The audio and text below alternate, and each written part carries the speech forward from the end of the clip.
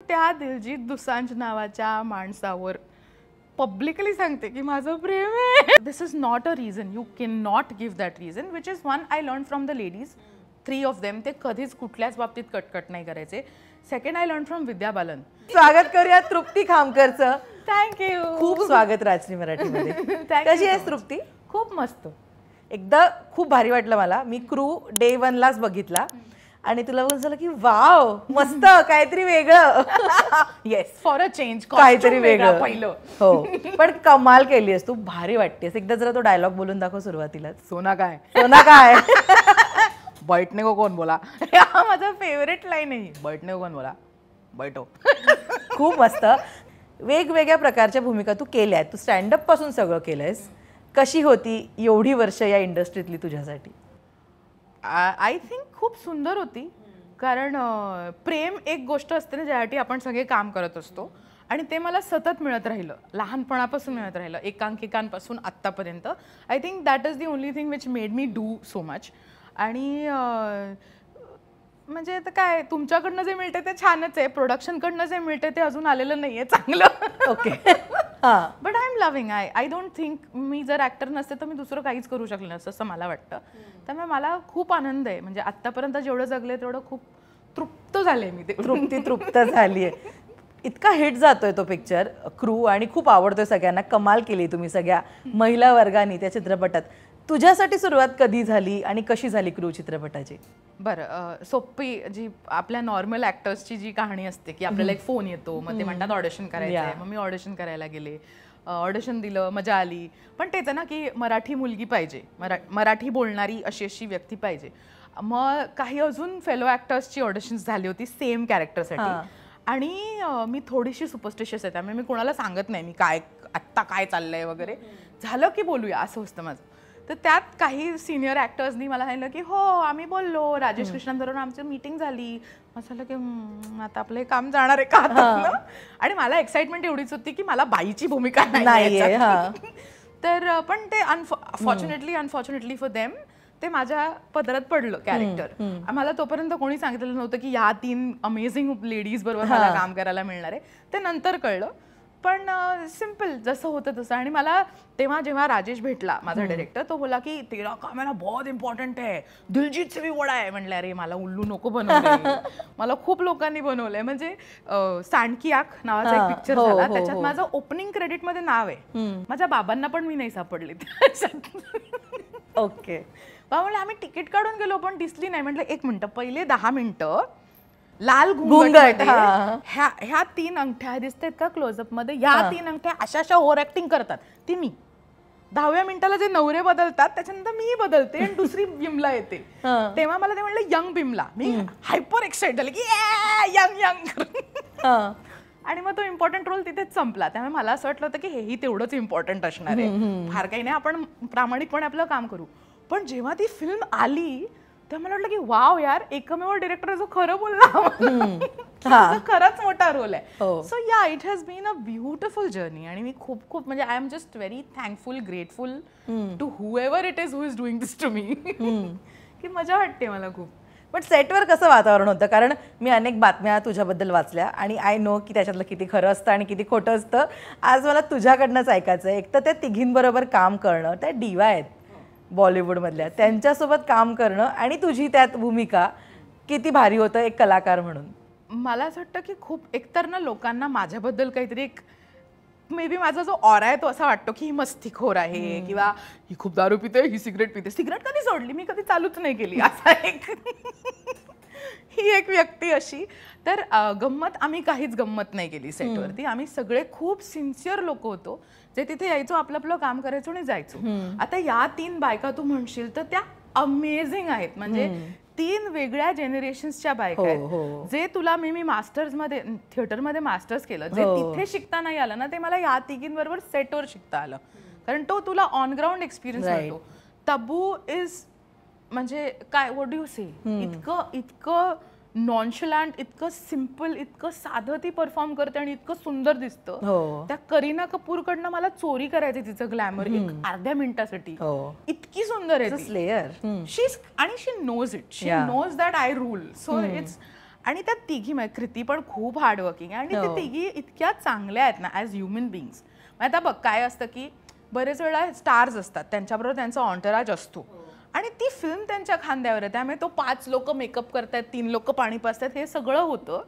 पण त्याच्यातही त्या इतक्या ग्राउंडेड आणि इतक्या डाऊन टू अर्थ असतात की तुला कधीच त्या असं वागवत नाहीत की ही कोण आहे आम्हाला नाही माहिती. इनफॅक्ट ते मला सतत म्हणजे यार इसकी आंखों में डर लगता है यार, ये इसको मत देखो, ये कैसे दिखती है यार. आणि मला मजा यायची, मला आपलं कॅरेक्टर चालतंय. दुसरी गोष्ट आहे की आपला डिरेक्टर जो असतो ना, जो कॅप्टन ऑफ द शिप असतो, तो खूपच अमेझिंग आहे, राजेश कृष्णन. तो इतका छान सगळ्यांना हँडल करायचा ना की कोणालाच वर खाली असं काही बिहेवियरल इक्वालिटी होती तिथे, त्यामुळे ते कधीच असं नाही झालं. खूप सुंदर, खूप ब्युटिफुल सेट, खूप प्रेमाने वागणारा सेट, जेवण अमेझिंग. तुम्ही बघितलं असेल 9 पिझ्झे खायच्या त्या पोरी आणि त्या कशा घालवायच्या, कैसा होता मेरे को नाही मालूम वजन कमा. खूप मज्जा आली आम्हाला, म्हणजे काम करायची मजा आली. जर कोणी काही प्रँक केलं नाही केलं, आम्ही काही प्रँक नाही केलं. खूप हार्डवर्क केलं, खूप मेहनत केली. खूप काही लोकेशन्स असे होते, जसं आम्हाला एअरपोर्टवरती आम्ही त्या टारवरती शूट केलं, जिकडे तुम्हाला सतत कोणतरी सांगतं की 20 डिग्री जाणं आहे 5 कदम, मग तुम्हाला थांबावं लागतं कारण तिकडे स्नायपर्स असतात. तर त्या सिच्युएशन्स मध्ये आम्ही कामं केलेत, जे तुम्हाला जी मजा वाटते ना ती चार्ली चॅप्लिन म्हणतो ना, वाईड अँगल मध्ये कॉमेडी असते, क्लोज मध्ये ट्रॅजेडी असते. But it was a very beautiful experience. खूप आई वडिलांनी काय तुला हे दिली, कॉम्प्लिमेंट दिली? आई म्हणली छान, एवढंच म्हणली छान आहे. आणि बाबांनी अजून पाहिला नाहीये पिक्चर. अच्छा. तर ते म्हणले सगळे म्हणतायत चांगलं आहे, मग चांगला असणार, छान. आपण जेव्हा मगाशी बोलत होतो ना, यू सेड की वय वर्ष 16 पासून ते आतापर्यंत बाई प्ले केलीस तू आणि आता पोलीसवाली बाई म्हणूया आपण. हे ट्रान्सफॉर्मेशन कसं सांगशील तृप्ती? बापरे, जरा फार झालेलं नाहीच आहे ते, असं प्लॅटफॉर्म नंबर 1 की गाडी धोपे आई. पण मला खरंच आय एम व्हेरी ग्रेटफुल, कारण बरेचदा लोक एकाच त्या टाईपकास्टमध्ये अडकून राहतात. त्याच्यातही I was very I mean lucky की माझ्या वेगवेगळ्या बायका वेगवेगळ्या टाईपच्या आहेत आतापर्यंत, जेवढ्या तू बघशील तेवढ्या. म्हणजे गोविंदामधली किंवा झोंबिवलीमधली किंवा कुठली अर्बन कंपनीची बाई वेगळी आहे. सो ती मजा होतीच. आणि आता मला असं वाटतं की हळूहळू आपण जसं सेटवर जातो आणि कामं करायला लागतो, डिरेक्टर्स आपल्याला ओळखायला लागतात, मग त्यांना कळतं की अरे ही हेही करू शकते, मग ते हळूहळू असं मूव्ह होतं. So that is the only journey. My काय म्हणू, mantra of the whole thing is की keep your head down and keep working, because that is the only thing that will get you anywhere. आणि जसं मला ऋतुराज शिंदे, मी तुला म्हणते ना, ऋतुराज शिंदे माझा खूप चांगला मित्र आहे आणि काळे धंदे झाल्यावर मी खूप अपसेट झाले. म्हटलं यार काय यार सारखं ते वगैरे, हे काय सारखं बोर झाले मी. तर बोला पण ते तू एकटीच करू शकतेस ना, तर तुझ्या ऑडियन्सला तू डिप्राईव्ह नको करूस. सो ते मला खूप पटलं की आपण ॲज अन ॲक्टर असतो, ते आपल्याला कोण बनवतं, आपले प्रेक्षक बनवतात. त्यांना जे हवं असेल ते आपल्याला द्यावं लागतं, मग आपलं काहीच नसतं त्याच्यात. सो ते मला एक पीस मिळाला. आता मला काही नाही वाटत फार, पैसे द्या फक्त, बाईची कामं देत असाल तर. खूप पैसे द्या, इतके की म्हणजे मी घरी 4 बाया ठेवू शकेन. हा, तर मग काय, आपण घरी पण भांडी घासायची, इथे पण भांडी घासायची, ह्याला करते. सिनेमामध्ये एक सीन आहे चॉकलेट खायचा. किती चॉकलेट खाल्लेस तृप्ती? आणि आय वॉज लाईक की फॉरेरो रॉशर, वाव, किती खाल्लेत? फन फॅक्ट, मला चॉकलेट्स आवडत नाहीत. ओके. आणि मग आणि असं झालं की वो चॉकलेट खायगी, म्हटलं खायगी, बरं ओके. आणि तेव्हा खूप उशीर झाला होता, रात्र झाली होती. आणि माझं झालं की म्हटलं 1 मिनिट, मी गोड खाल्ल्यानंतर मला ऍसिडिटी होते आणि आपण ते चॉकलेट खाल्ल्यावर बरबटणार सगळं. आणि ते खूप खायचं होतं. आणि मी खूप हुशार आहे, त्यामुळे मी असं खूप असं मनूवर करायचा प्रयत्न केला की सर इसको ना लास्ट करेंगे, सर लास्ट करेंगे. तर ते हातोड्याचा सीन आहे ना, त्याच्यात जेवढे चॉकलेट मला फोडता आले तेवढी मी फोडून टाकली. हा, आणि मग मी आय थिंक 12 फॉरेरो रॉशर्स खाल्ले. मग ते खाल्ले म्हणजे त्यांना इतकं घाबरलं, ते बोले थूक दे खा मत. म्हटलं हा नाही, वो मैं कर लूंगी. पण आय थिंक 12 खाल्ले म्हणजे उरले होते, ते खावे लागले. मज्जा यार. मी म्हटलं यार आवडीने खाल्ले असतील हिने एवढे चॉकलेट, पण मला आत्ता कळलं की तुला चॉकलेट आवडत नाही. पण क्रू काय लर्निंग घेऊन आला तृप्ती तुझ्यासाठी? क्रू माझ्यासाठी खूप काही घेऊन आला. एकतर पहिली गोष्ट ही की खूप इंटरेस्टिंग आहे की तुम्हाला तुमची ऑपॉर्च्युनिटी कधी मिळेल ना हे सांगता येत नाही. आणि ॲज अन ॲक्टर ना तुम्हाला सतत you have to be on your feet Yeah. सतत. तू हे नाही सांगू शकत की माझा 12 तासाची शिफ्ट होती, आता मला 15 तास झाले तरी मी अजून हे नाही. This is not a reason. You can not give that reason, which is one I learn from the ladies. 3 of them ते कधीच कुठल्याच बाबतीत कटकट नाही करायचे. Second I learn from Vidya Balan, कारण तिच्याबरोबर मी 7 रात्र काम केलं होतं आणि मी त्या तुम्हारी सोलू ती कधीच ती चिडली नाही, कधीच ती इरिटेट नाही झाली. तर हे मी तिच्याकडनंही घेतलं होतं की आपण इरिटेट नाही व्हायचं काहीही झालं तरी. आता गंमत अशी आहे की आम्ही मागच्या जूनमध्ये संपवला पिक्चर, संपवला, अख्खा फिल्म झाली, शूट झाली, रेडी. आणि जानेवारीमध्ये मला फोन आला की एक पॅचवर्क करायचं आहे. म्हटलं ओके पॅचवर्क. तर पॅचवर्कच्या नावाखाली माझ्याकडे 12 पानं आली. 12 पानं लबालबा मलाच बोलायची. तर माझं झालं की ये पॅचवर्क आहे. आणि त्या पॅचवर्कच्या दिवशी ते झालं की सकाळी 8:30 वाजताचा आमचा कॉल होता. रात्री 12:30 वाजेपर्यंत त्या तिघी बिचाऱ्या मेहनत करत होत्या. मग त्यांचं काम झालं. मग आता त्यांनी म्हटलं तृप्ती आता तुझी 12 पानं आपल्याला क्लोज करायची. तर म्हटलं सर मेरा भेजा तो बंद हो गया सर, मेरे से नहीं होगा. तर ते बोले नहीं करना पडेगा तृप्ती, तू टेन्शन मत ले, तू मेरे पे विश्वास रख, I trust you, we will do this. म्हटलं ओके. तर रात्री 12:30 ते रात्रीच्या 3 पहाटेच्या 3 वाजेपर्यंत ते 9 सीन्स आम्ही केले, जे बैठने को कौन बोला पासून चॉकलेट खाईपर्यंत. ते सगळे सीन्स त्या पॅचवर्क मध्ये. जो अख्खा इंटरॉगेशन जो तुम्ही बघता, ज्या तिघींना मी त्रास देत असते सतत, जे मध्ये मध्ये असे मार्कर्स म्हणून येतात, so they turn the whole film around. Right. आणि जर मी त्या घडीला जर असं म्हटलं असं मला मी दमले, मला आता काम नाही करायचं, माझं मेन जे काम होतं ते शेवटच्या 2.5 तासात झालंय रात्रीच्या. तर ॲज अन ऍक्टर मला असं वाटतं की you never know when opportunity will strike. Do not say no for anything. मला रात्री कोणी झोपेतून उठलं चल काम केलं, मी जाईन. म्हटलं हा चल maybe I get a Filmfare. I don't know. So this is what I learn from the film. आणि त्याचं व्हॅलिडेशन मिळालं मला बेसिकली की आपण हे केलं आणि तेच दिसलं. बरोबर. सो यू म्हणजे आपलं म्हणतो ना की बाबा जोपर्यंत फिल्म एडिट होत नाही, समोर येत नाही, तोपर्यंत बोलूया नको की आपण किती काम केलं. करेक्ट. कापलं तर करेक्ट. पण ते किती अनफॉर्च्युनेट आहे की माझ्या बाकीचे जेवढे को ऍक्टर्स होते त्या सगळ्यांचं काम कापलं केलं ग. बिकॉज हे आले सगळे सीन्स माझे हावरटासारखे. बरोबर. आणि त्या सगळ्यांना 2-2 लाईन्स मिळाल्या. तर मला त्याचं खूप असं वाईट वाटलं, पण at the same time I was like पण जसं तुला ते म्हणाले होते की दिलजीत पेक्षा पण तुझं जास्त काम आहे, जे ऍक्च्युली खरं आहे. हो, which is I think there is somebody in the cosmos who is taking care of me. But yeah. पण कसं दिलजीत सोबत कसा बॉन्ड झाला तुझा? हो ना, प्रेम. ऍक्च्युली काय झालं ना, सो जेव्हा म्हटलं खूपच सिन्सिअर सेट होता, त्यामुळे सगळे काम करायचे, आपल्या व्हॅनिटीजमध्ये जायचे. शेवटच्या दिवशी जरा इझी होतं कारण सगळ्यांची कामं झाली होती. माझं आणि दिलजीतचं थोडंसं पॅचवर्क होतं. हे मी कोणालाच नाही सांगितलं, हे झालं. ओके. सो एक सीन होता ज्याच्यात, आणि Diljit is very very genuine. तर तो आता जर इथे सेटअप चालला असेल ना आणि तू माझी को ऍक्टर असेल तर तो असाच असतो. अच्छा.